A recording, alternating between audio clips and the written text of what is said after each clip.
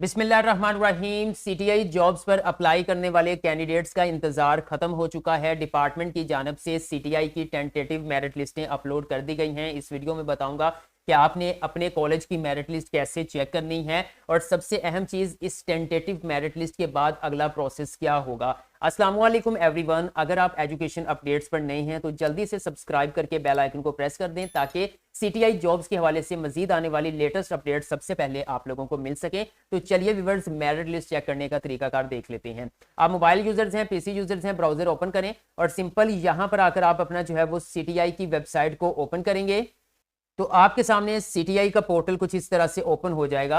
अब आपने यहां पर अपने अकाउंट को लॉगिन नहीं करना, बल्कि आप यहां पर देखेंगे कि यहां आपको सीटीआई इंडक्शन पॉलिसी के साथ जो है वो तीसरे नंबर पर मेरिट लिस्ट लिखा हुआ नजर आ रहा है। आपने सिंपल इस मेरिट लिस्ट के ऊपर क्लिक करना है।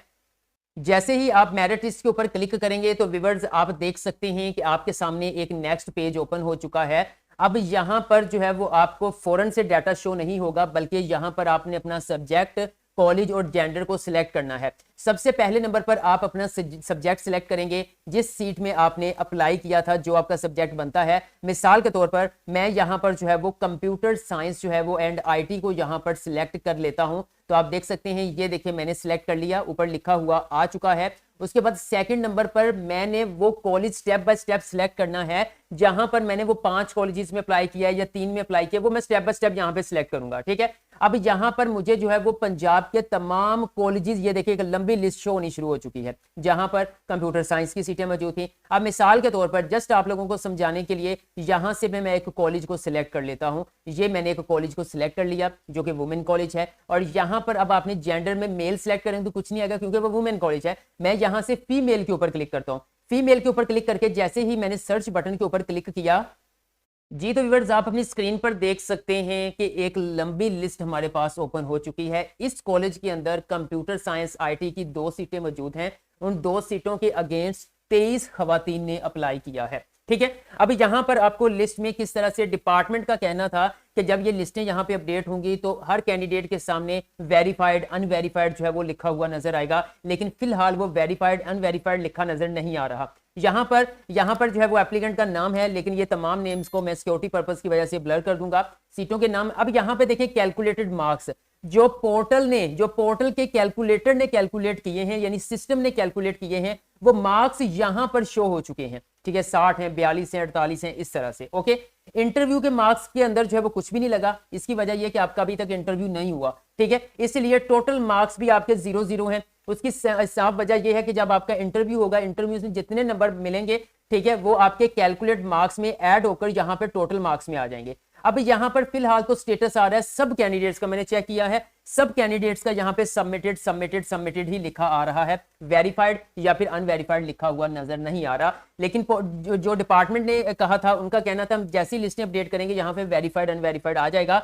अब मैं आपको बता देता हूं, शायद थोड़ी देर तक यहां पर आपकी जो नाम है, नाम के सामने वेरीफाइड अनवेरीफाइड लिखा आ जाए। वेरीफाइड अगर तो लिखा आ गया है, मतलब आज अपडेट होगा तो आपका वेरीफाइड लिखा आ जाता है तो वेल एंड गुड, बहुत अच्छी बात है, कोई टेंशन नहीं है। आपने क्या करना है कि आपने जो है वो पोर्टल पे भी जो है वो स्केड्यूल शेयर किया जाएगा इंटरव्यू का। ठीक है, लेकिन मैं तो आपको यह सजेस्ट करूंगा कि आपने जिस कॉलेज में अप्लाई किया था फिजिकली उस कॉलेज को विजिट कर लें। उनके नोटिस बोर्ड पर भी आपकी लिस्टें लगी होंगी। आपने सिंपल वहां पर लिस्टों में अपना नाम देखना है, कैलकुलेट मार्क्स देखने हैं, और साथ में जो है वो इंटरव्यू का स्केड्यूल भी जो है वो मेंशन होगा कि आपके कौन से सब्जेक्ट का जो है वो इंटरव्यू किस टाइम जो है वो उस कॉलेज के अंदर कंडक्ट किया जाएगा। ठीक है, ये मैंने बात बताई है जिनका वेरीफाइड अपडेट हो जाएगा। लेकिन बहुत सारे कैंडिडेट्स ऐसे होंगे जिनका डाटा अनवेरीफाइड भी अपडेट होगा। अनवेरीफाइड जिनका होगा उनके साथ में रीजन भी मेंशन होगी कि उनको क्यों अनवेरीफाइड किया गया है।